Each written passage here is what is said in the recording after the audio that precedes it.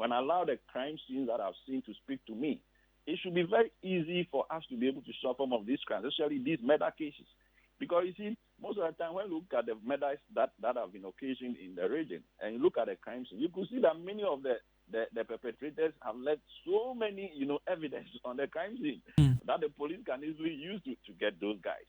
In criminology, there's something we call lookout exchange principle, which says that once there's a contact, there is always a trace. Okay, so because the guys have been able to leave or are able to leave a lot of this evidence, on the scene, I sometimes find it difficult why the police is not able to follow some of these evidences and then trace it back to the victim. Especially in a time like this where we have technology available. Exactly. So it sometimes becomes a problem. And that's why I think that it is very important that the police mount surveillance on our street. But you see, they should also be investing more in fingerprinting and forensics, technologies, where we can begin to now connect people's fingerprints and those things to the crime that they are suspected of. And for me, this is something that the police will have to invest in.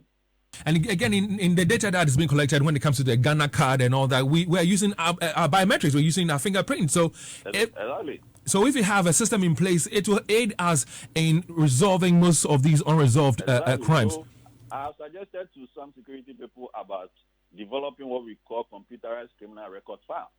Okay, if you go to more advanced countries, what they do is that they have this system where every kind of crime that have been reported, okay, and the supposed or perpetrators or even the victims are recorded in that kind of file. So when crimes are occasioned, what we do is to be able to link, the evidences to that system, and then we can see that, look, this person may have this kind of crime here or there, and then we will be able to profile those people. And now, until we do those kind of hard thinking and hard work, and we just decide to just go about the way we approach crime in the country, I'm telling you, this thing is going to happen over and over. Remember, our society is changing. Kumasi, for instance, is becoming more complex.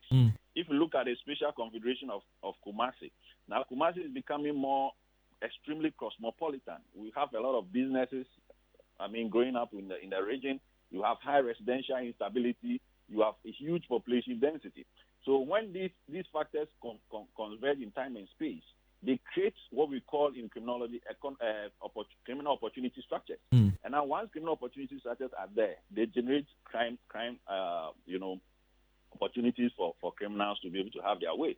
So these are the things we have to look at as a city and as a region going forward. Okay, so Doc, I'm running out of time, but I'm going to put a few things together, and I'll allow you to respond to all of them for me. First of all, how useful would you say the cameras, the CCTV cameras that we have mounted out there, how useful are they in helping fight the crime that we're talking about, of course, in preventing them? How useful are they? Okay. Number two, most of these criminal activities, we see motorbike be used. How do we manage this motorbike usage in crime?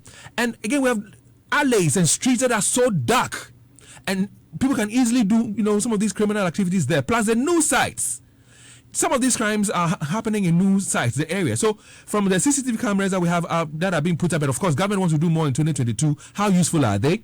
The motorbikes usage, dark streets, and news sites, put it together. How do we go about things? What should we be doing?